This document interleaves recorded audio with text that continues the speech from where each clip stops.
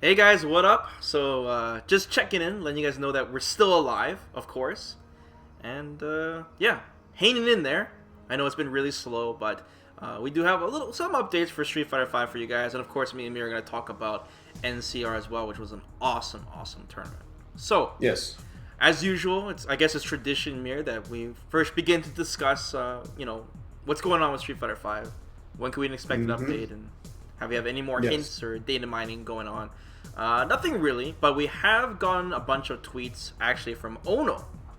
Ono-san has been tweeting out a bunch of stuff on Street Fighter V. So we at least had some type of communication here. First off, Ono straight up told us that he wasn't going to be attending NCR. He was going to be watching the matches on the stream. So already our expectations were just rock bottom at that point, and everyone was like, ugh, still no announcement. Because most likely when we do get one, Ono will physically be there to be on stage with whatever cosplaying as whatever character is going to be released. And yeah, asking us to do a sure you can. So, Ono did tweet out a bunch of messages, but I'm only going to read two specifically. The two important ones. The first one is Ono said, Blanca will leave Capcom USA office in soon. I talked to as many people as I can about Street Fighter V. I think that I want a discussion with Street Fighter RD team about next step for Street Fighter V.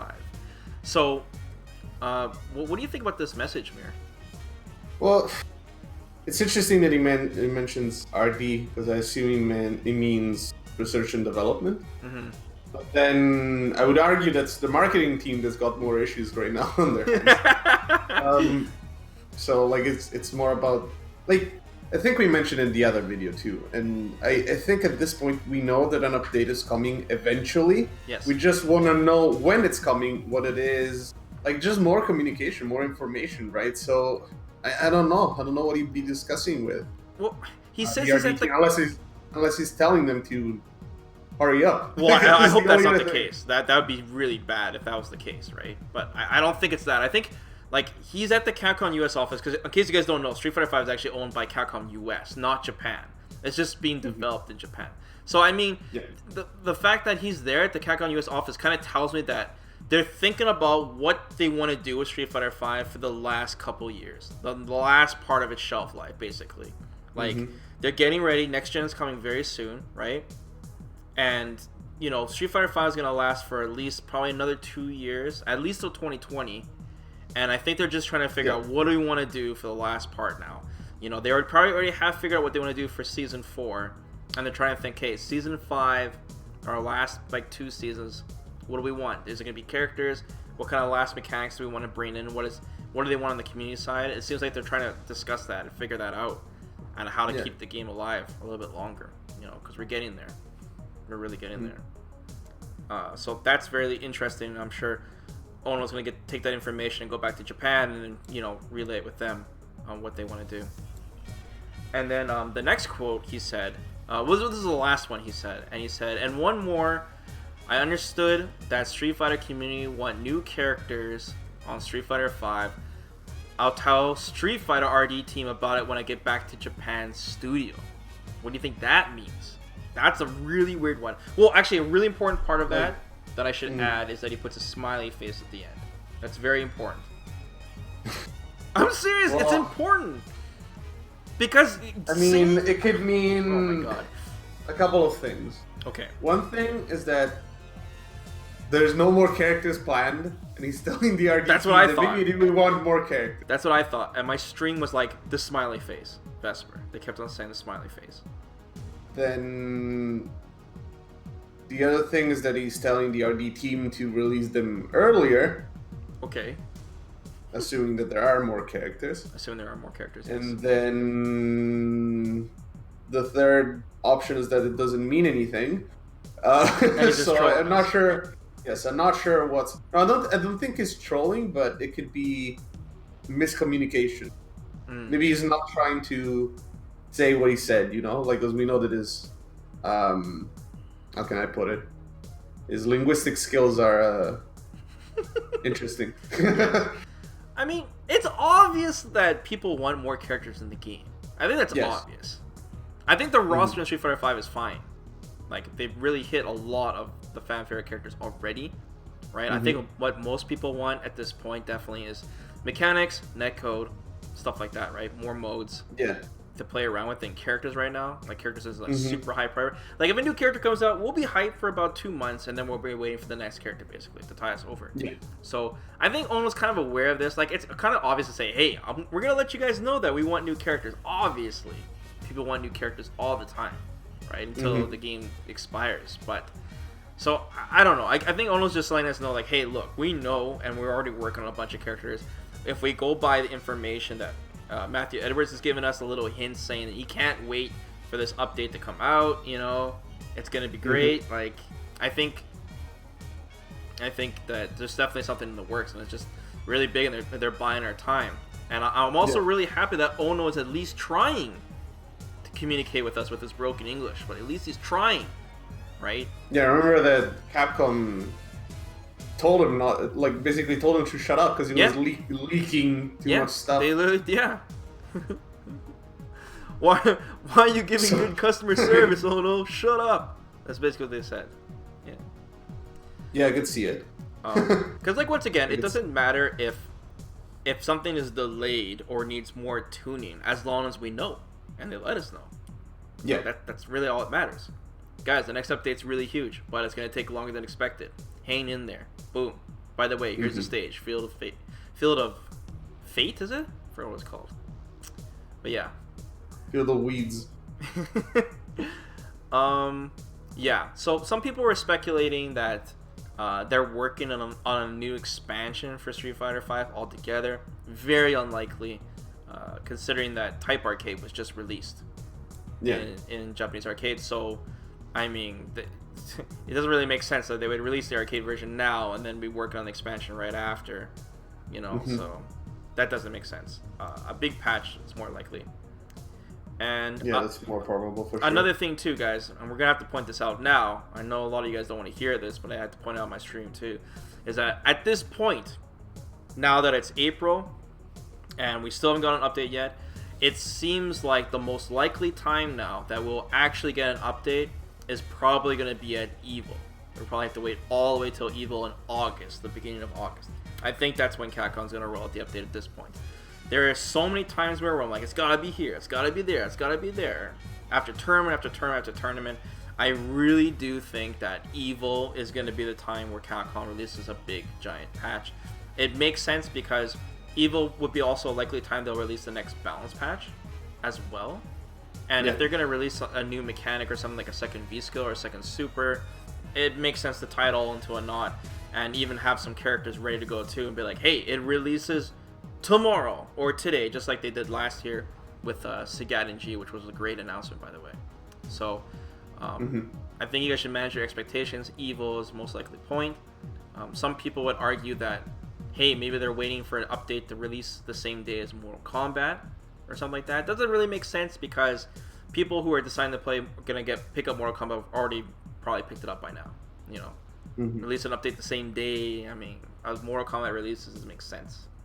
But even then, I would say the most probable thing for, like, assuming we're gonna get an update early, is that we're gonna get a new character, and just a new character. You know, nothing else. Yeah. Like, if anything, that's probably what would happen. I don't think they'd release the entire patch early. And these very small, like, content releases, like Field of Fate, or what did we get before that? The CPT pack, right? And some random Mega Man costumes. All that seems like small parts of the big update they're actually giving us, and they're trying to just buy some time, it seems. It seems like they're just squeezing it up. Because it's very odd to just release a stage and then that's it. You know, this is very odd in general. Usually a stage comes with a character or something, right? So, well, I don't know. I guess it could be that they have a smaller team, so it's like half a person working on the costumes, and like when they're ready, they're just releasing them. Exactly. They're not all working on the same thing. That's a good point too, right? And another thing too is I would imagine the Street Fighter V team is actually quite small now. It's not a stretch to imagine that Capcom is actually working on Street Fighter 6 or whatever their next fighting title is for Division 2, and their work cut out for them, and they're just just really small size, trying to keep Street Fighter 5 alive until next gen, like I said. Yeah, it's probably 2 people and a half and their dog, I assume. It's like the Diablo 3 team, man. Oh, Jesus. Actually, there is one more event that we haven't mentioned, Mir, that's another likely time for an announcement. That would be during E3. Oh, yeah, for sure. E3, I think, is in June 10th, I believe. But the thing about E3 is that without Sony's big presence there, so in case you guys don't know, Sony is not having a conference at E3. I mean, there'll still be Sony games, of course. I don't think Capcom, since they have a strong relationship with Sony at the moment, with Street Fighter 5 specifically, I don't think there'll be anything huge at E3. But that is another likely event. I think Evo is going to be it. It has to be Evo. 100%, guys. You can trust me. 100%. So yeah, hang on there till there. Any last things you want to say about that, Mira, before we move on to NCR? Well, I mean, again, the update's coming. I just would like to see some more communication. Hear more communication, I guess, but just know what the hell's going on, because it's, remember they said at the end of last year, we're gonna let you know early next year. Yeah, early next year. This is like Tekken, early 2017, and it came out in June or something. So let's just hope it's worth the wait. Really. I do hope that. In better news, though, Mir, NCR 2019 has concluded last weekend, and it was another excellent major. Probably my favorite tournament this year, actually, so far. Extremely stacked brackets, as usual, guys. The esports side of Street Fighter 5 is still very, very strong and very competitive. A lot of the strongest players are getting eliminated in pools. There are some pool matches where I'm like, am I watching top 8 right now? It's ridiculous. Yeah. Very, very exciting. I think after this balance patch, the most exciting matches I personally have me watching these majors now is watching G players, specifically Strider and Smug. There's been a lot of G footage during NCR, and I kind of like it too because, well, I don't know in case you know, Mir, but Momochi released a tier list recently. Yes. And kind of, I do know. I don't know what the word I would use, but I was kind of like, that's a little weird.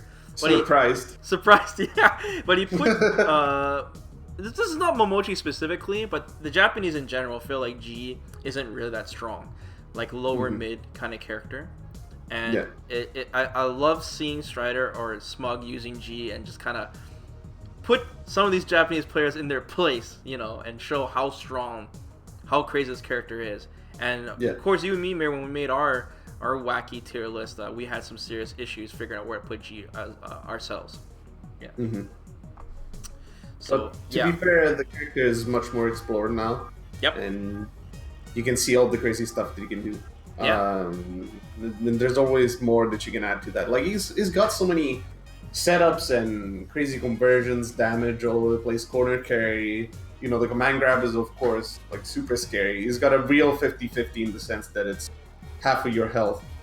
Yes. Every time.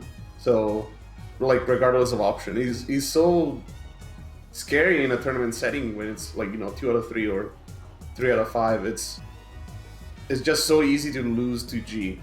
If you pick the wrong option, you can literally lose a round, just like that. And I'm noticing like a lot of the Japanese players are not respecting the throw that much. They don't look too intimidated by the command grab. And I think some of the G players are starting to notice that as well. Smug's set play is very, very strong with G, especially when he has V-trigger up and he's special canceling into the command grab and using setups from there. It was definitely an eye-opener on some of the players that haven't seen that before. And I think Strider is really showing how good G's neutral actually is. How strong it is, just single lights. You see Strider a lot of times. Yeah, the standing light punch. Or standing light kick as well. He'll just literally just neutral jump for no reason at all. And as soon as he lands, he'll stick out a light, right? And hope that he pokes it. He's done it so many times during the tournament.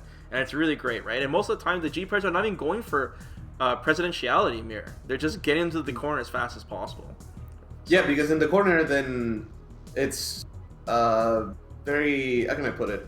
Well, I mean, it's scary, of course, but what I meant is more like, it's kind of like unintuitive how to get out of the corner, because to beat the command grab and the option select with the normal throw, you have to backdash in the corner. Which you can already imagine how bad an idea that is. If any other option oh, dude, I know. G has such great options for both. Also, I think G's zoning is actually very underrated.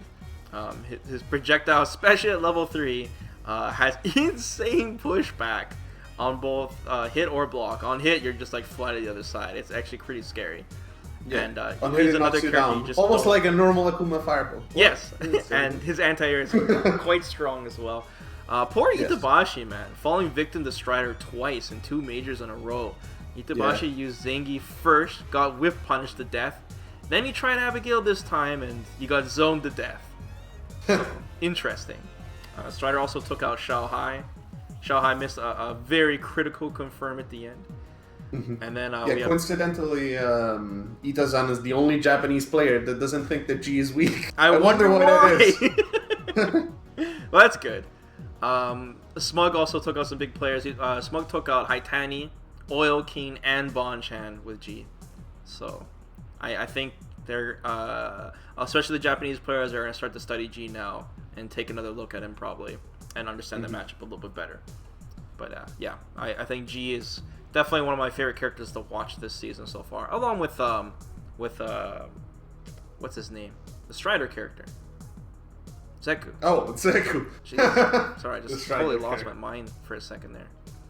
Anyways, let's talk about the top 8 character usage, Mir. Really great variety again this major. We have 1 Akuma, 1 Karin, 1 Birdie / Mika, if that counts, 2 Rashids, 1 Guile, 1 Ibuki, and 1 G / Balrog. That was Smug. So I really do. This was very similar to the top 8 character usage from last major. When I mean by similar, I mean just all single character usages. I think we had 2 Cattyings at final round. That was only multiple characters. So I really do feel like this is the most balanced version of Street Fighter V so far.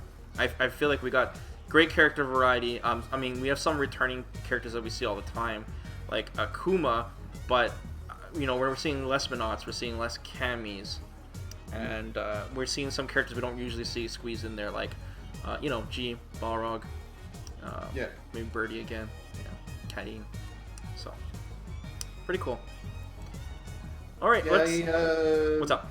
I was just about to say, I like the fact that basically most of these characters are associated with 1 or 2 players that are really good using those characters, and they manage to get consistently placed in tournaments, right? Like they're just good players with good characters, and it really shows. Yes. There's other good players that don't use characters that are quite as good, that kind of struggle to get up there, but they're if they're not in top 8, they're like in top 36 or whatever.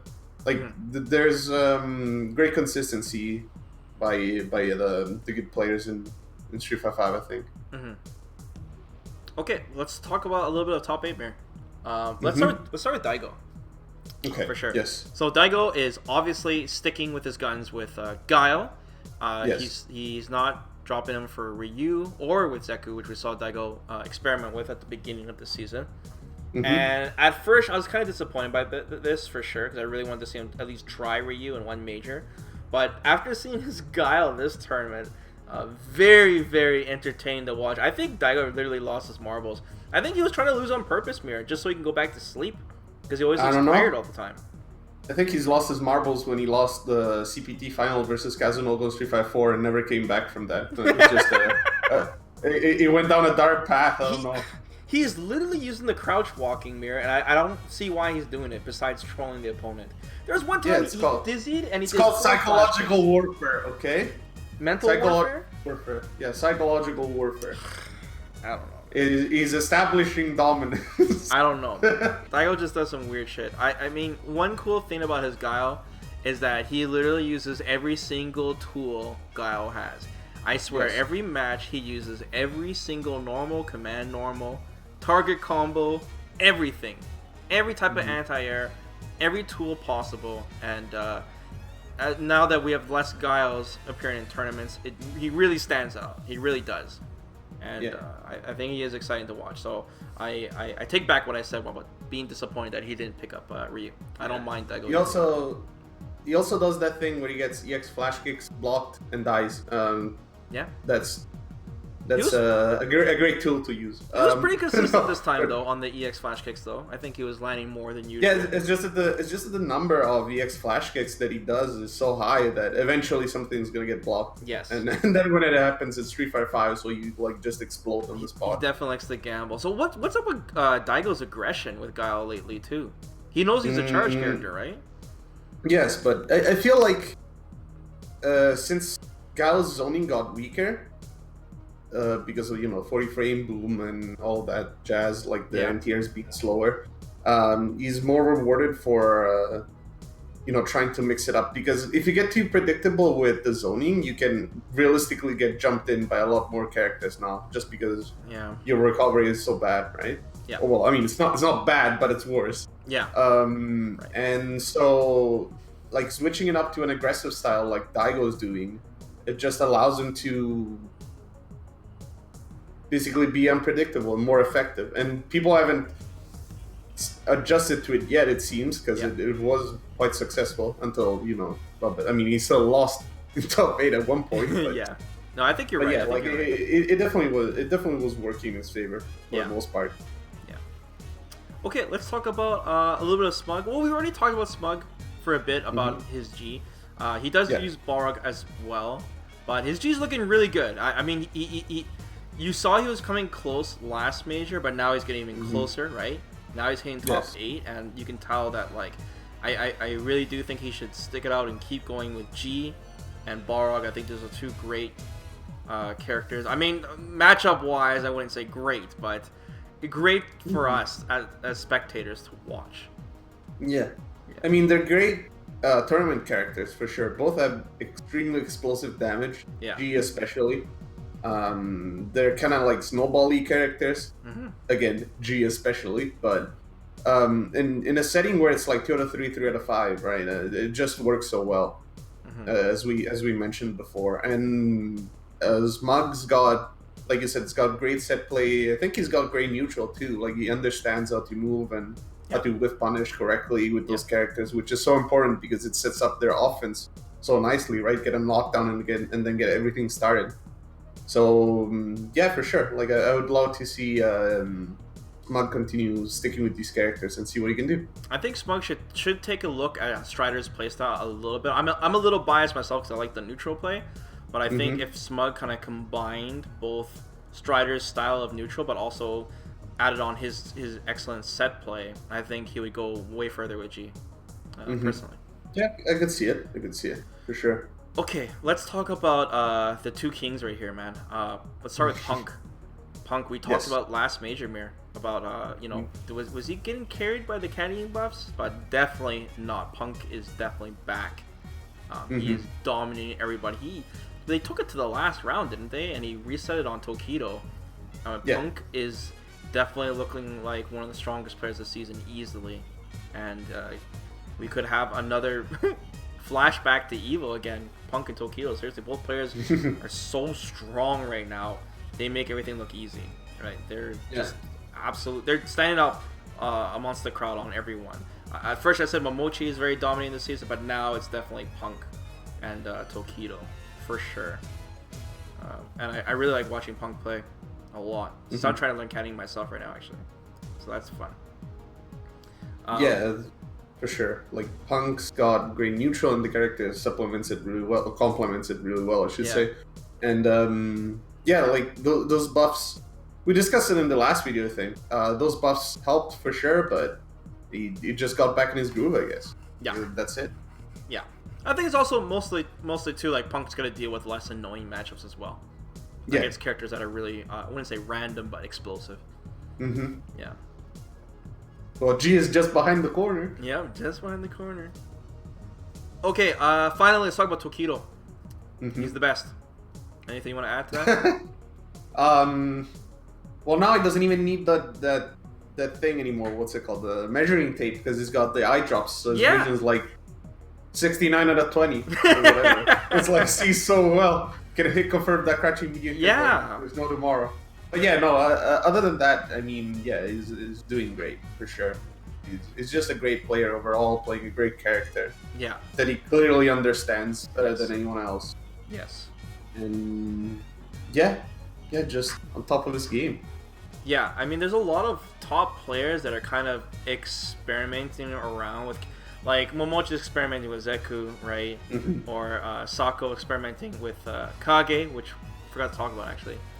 And you know, Tokido's just, he's always going to be playing Akuma, and Akuma is just, he's been the best character for so long now, regarded as the best character.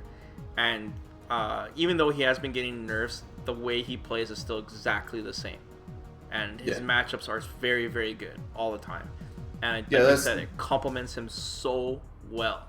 It's kind of like caddying with Punk, you know? It just complements their playstyles so well. Yeah, that's the thing with Akuma. Is, like you said, the matchups are great. That's the great thing about Akuma as a character, is that since he's so versatile, he can deal with every situation better than any other character. You know, like there's no losing matchup. Like there's no 7-3, basically. That's what I'm trying to say, right? It's always very even. Yeah. And so that's when the best player shines, right? Because you know you just have to, you have the tools and you have to use them correctly, and that's where Tokido is really good.